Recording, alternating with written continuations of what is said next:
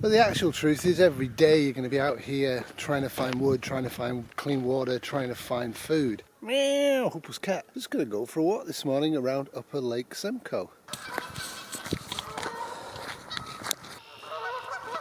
This is Phragmites. It's invasive. Extremely tall, about 2 meters tall, maybe 3 meters tall, some of them. The section's heavily cottage, so actually accessing legally the lake is kind of difficult, but I have found a way. There you go. This is of course gently raining. This is quite shallow at this point, so it should be safe to walk on. And there are ice fishermen out there. I'll show you a photograph of that.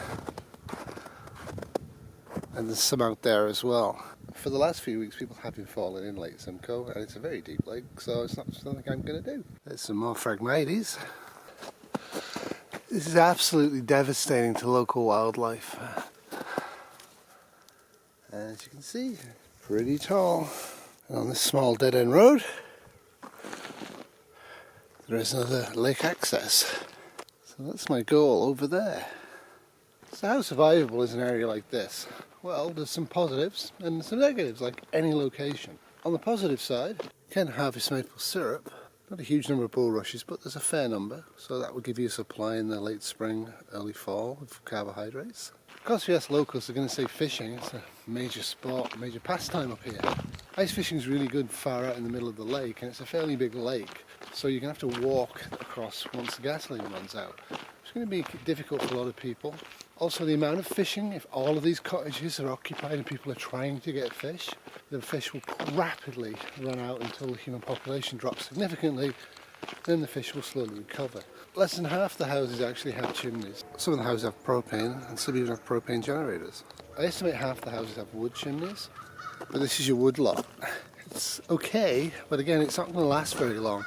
Anything not already standing is going to be taken very quickly. Another access point.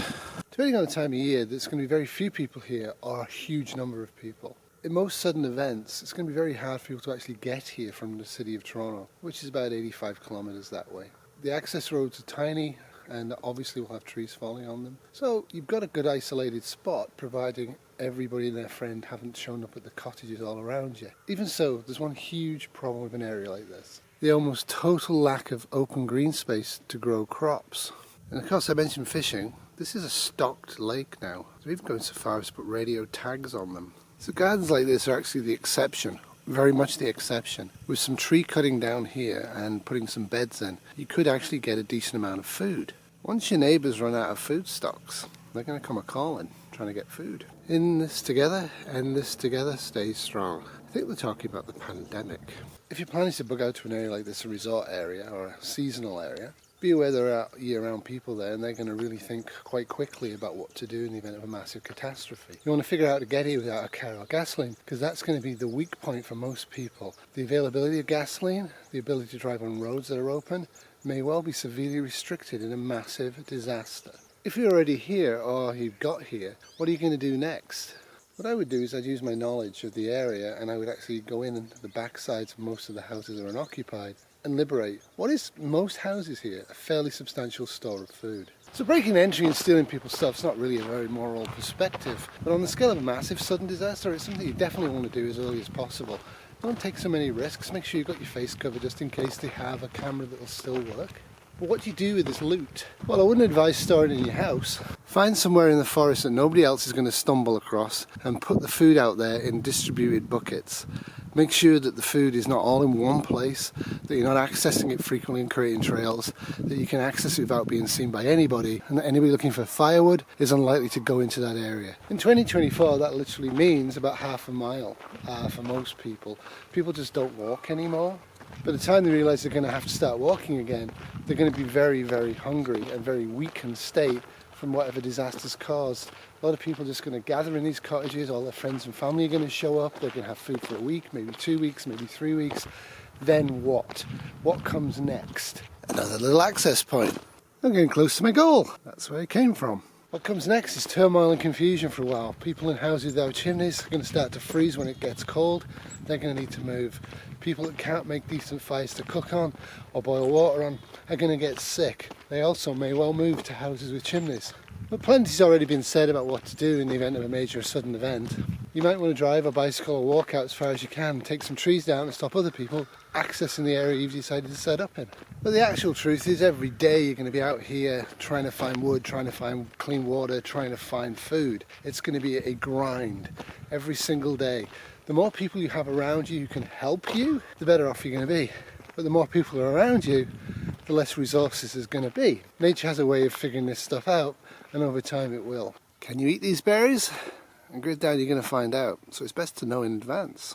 That's the only solar equipped house I've actually seen, which is a really smart thing to do up here. Houses with chimneys are going to be attractive, but houses with solar are very much sought after. A few of the houses do have propane generators, which is actually a really cool idea, but that's only going to be a temporary solution. So for most temporary grid downs, what a great idea. For a long-term one, gives you a bit of a buffer, but then what? Say in an area like this and you strike lucky and you get a whole bunch of fish. If you're really lucky, you'll find somewhere the salmon are running. Do you have a smokehouse? Can you build a smokehouse? Do you have enough wood for smoking them, to preserve them? Do you have enough salt to preserve fish year after year? One of the things I'm trying to think about is road salt. It's not ideal at all to use for preserving fish, but it might be an alternative if you can't actually smoke them, because you're going to have to catch the fish and preserve it. If you're just going out on your kayak day after day and getting 3 or 4 small white fish, you're kind of wasting the energy and you're not going to get anywhere. You might want to consider eating birdseed if you get desperate. You also might want to consider saving it, building slit trenches that gently go down, and at the right times of year, trapping Canadian geese. Whether you're in a familiar neighbourhood or a new neighbourhood, I'm today in a new neighbourhood for me, get out there, have a look, think about what would I do if X happens. What supplies could I get? How could I get things? How could I protect it? How can I protect myself? Is this even viable? Or would my first goal be to wait a couple of weeks and then split out of here to go somewhere else? It's asking those questions that's the vital first step of prepping. But I would argue, without taking actions based upon those ideas, concrete actions, you're actually not going to be doing anything other than just watching prepping videos for entertainment. If you're watching my videos for that, I feel very sorry for you. I'm going to explore a new neighbourhood for me. It's northern Lake Simcoe in Ontario, Canada. In an area like this you shouldn't run out of clean water, especially if you know how to use sodas. And you should be able to get enough wood to get by, but food's going to be a critical problem up here. I'm going to turn around now and go back and be social. Hope you have a great day. Have a good think about things. It's very easy to get caught up in the fantasy of prepping where you and your bucket of MREs are going to last forever and be fine. The truth of it is, you're going to have to live for an awfully long time without society if there's a major nuclear war or a major asteroid strike or the super volcano goes off. Living through that's going to be really difficult and you're going to need a lot of luck. But if you do, what comes next? And that's the big thing that most prepping channels aren't focusing on. I'd get a lot more views if I told you to do this one thing in SHTF and you will thrive. But I'm not lying to you, because if I lie to you, I'm lying to myself. This is my hobby. I hope I never get to find out. Have a great day. Toodles from Climate Wrecked Canada. This has been a Foxy Dog production 2024.